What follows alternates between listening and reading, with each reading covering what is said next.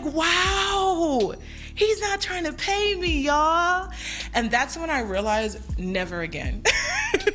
Have you ever heard those stories about artists who have been fighting their entire careers to get ownership of their music back, or artists who completely lose their entire rights to themselves, their likeness, and get stuck in things like conservatorships, like with Britney Spears, or Justin Bieber, who's been switching managers and everybody is smelling something a little bit fishy about it? Chances are it made you wonder, what kind of contracts are these people signing? Okay, so today I wanted to cover the 5 mistakes artists make when it comes to contract negotiation. I'm Crystal Sherrill, and I am an R&B singer and vocal coach, and I own Indie Artist School, where I teach artists how to develop their voices and build their careers so they can make more money in music. In my career as an independent artist, I've experienced so many different things when it comes to contracts.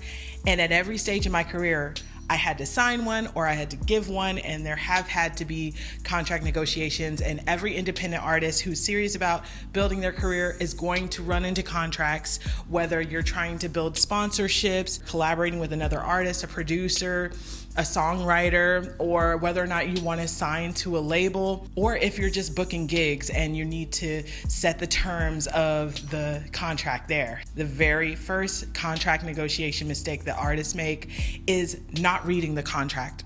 And I don't blame you if you've ever seen contracts. A lot of them are very lengthy. There's a lot of jargon in there that you may or may not understand.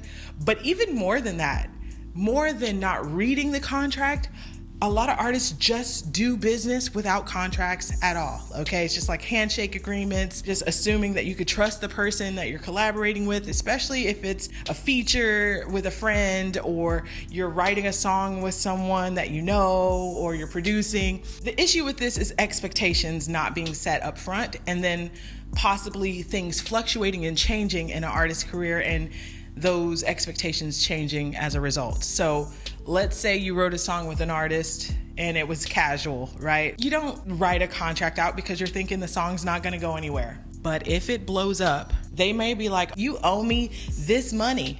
And you're like, wait, we never signed anything that said that I did. And then there's just a lot of confusion. Contracts clear that up if you do them right, okay? And I know it can be difficult to actually get things in writing. Contracts don't always have to be really long and convoluted. They could literally be a piece of paper that you both sign agreeing to something, okay? The biggest thing when it comes to signing contracts, make sure you sign after you've completely read the entire thing, okay? The reason why artists don't read their contracts entirely is because they're excited about the opportunity. So much so that you feel like no matter what the contract says, your answer will be yes. There is a misconception that contracts are hard lines in the sand, when most contracts are negotiable. But if you don't advocate for your needs, if you don't read the entire contract to start, then you ensure you're going to be stuck with a contract that is to your disadvantage. So it's very important that you read it all the way, that you consult with a lawyer, contract lawyer specifically. And if you're wondering, like, how do you do stuff like that? Now there's websites where you could hire one on a case-by-case basis, on a contract-by-contract basis. That way you don't have to have one on retainer. They are expensive.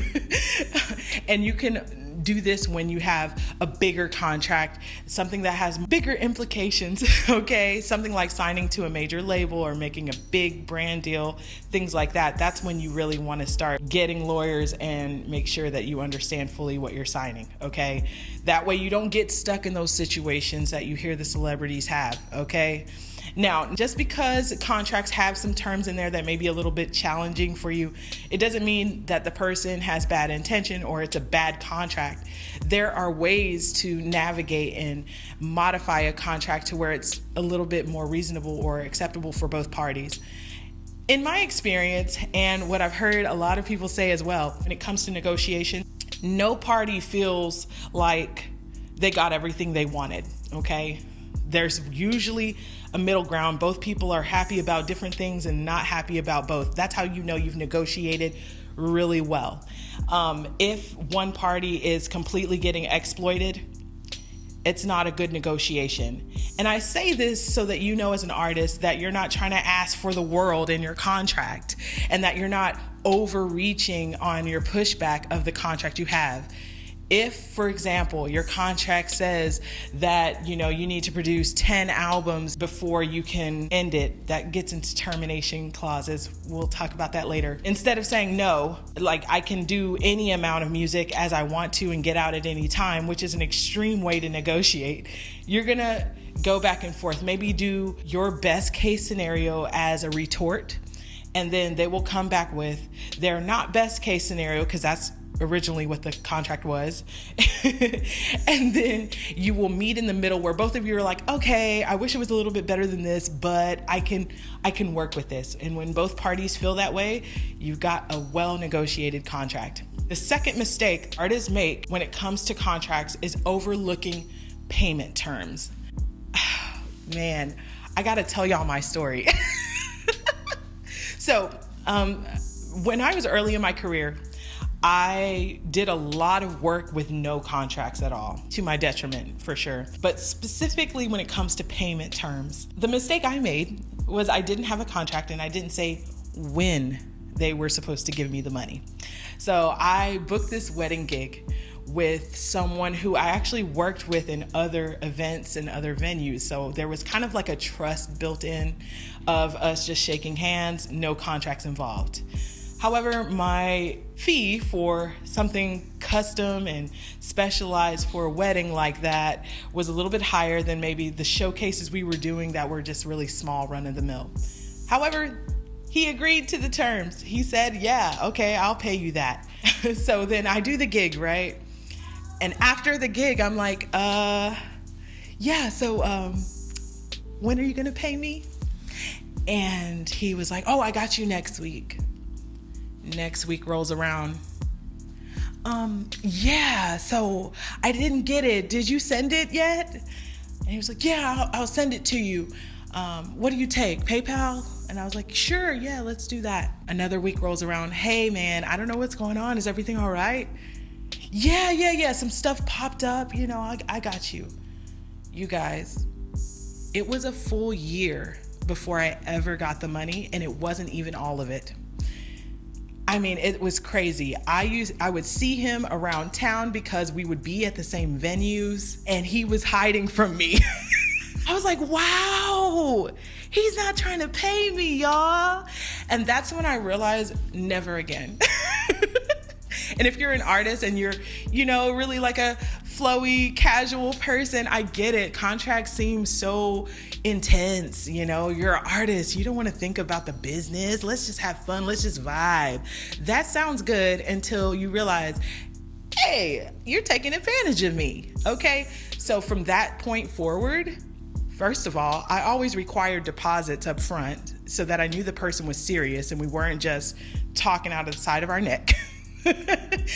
And the second thing is that I made sure that they paid the remainder on the day of the event. Okay. That way there's no, I got you later going on. Okay. Also, the caliber of the clients that you book matters, right? Your pricing matters, because when you bump your prices up, you start dealing with better, I hate to say this, you guys, but really people are going to be more likely to pay when the price is higher, because you're usually dealing with people who can afford to pay it, and they're not lying about it, and then they just really want you to deliver, right? So it's very hard to collect money after you've already provided the service, in my experience. I'm just saying, okay? So don't do what I did. Put your payment terms in your contract. That includes how you want to get paid, how much you want to get paid, and by when and to whom. Okay. If you have a manager or a team and you want them to pay your manager, put that in your contract, but make sure that you really trust that person. You don't put it and people assume that the money goes to the manager. Like, yeah, I gave it to so-and-so, right? Y'all are together. You're like, who? I don't even know them. So just avoid those kinds of things.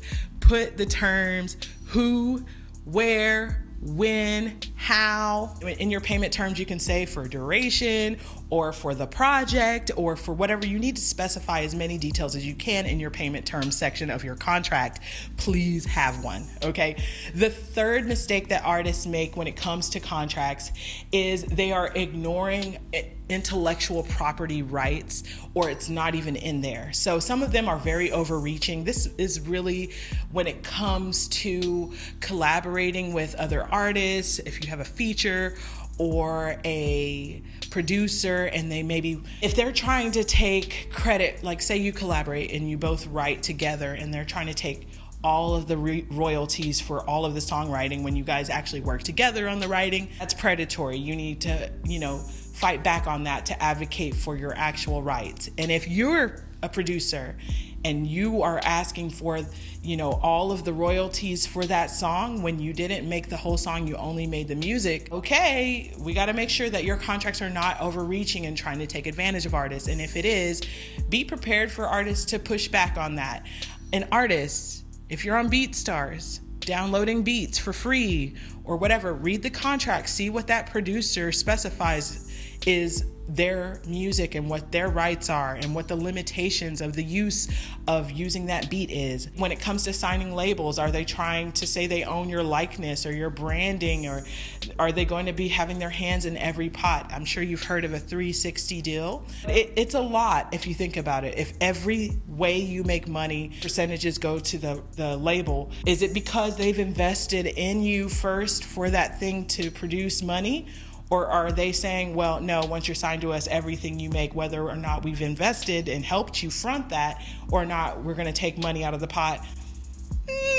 Maybe you need to negotiate and say, well, only if you've invested in this portion or whatever.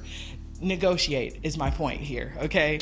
And also be looking for any areas of the contract that are taking away some of your intellectual property. Look at that, okay? Number 4, the fourth mistake that artists make when it comes to contracts is failing to define roles and responsibilities.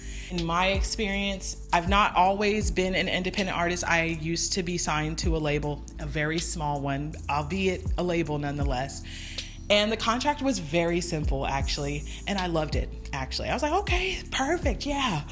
But it wasn't until I started working on my project and the label owner was in on the sessions and directing the direction of the creative process that I realized, like, oh, I don't really like that part of things, right? So it wasn't specified in the contract that that would be the role.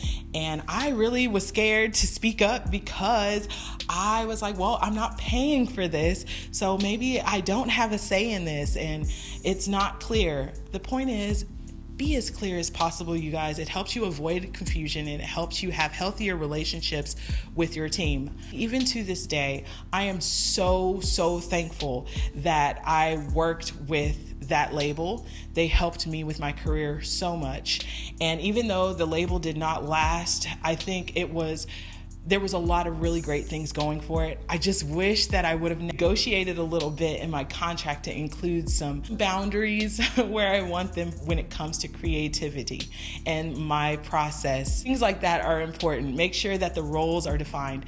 Another aspect where this contract negotiation would be important, defining roles and responsibilities, would have to do with maybe signing someone to your team, maybe a manager. How much do they control of your career? And how much do you want them to be involved? Are they more like a financial investor where they're like, I'm going to give you what you need financially, and then on the back end, I get a percentage of blah, blah, blah? Or do you want them to hold your hand through your career and say, okay, I'm going to get you this, I'm going to get you that, and what I do, basically, you got to do.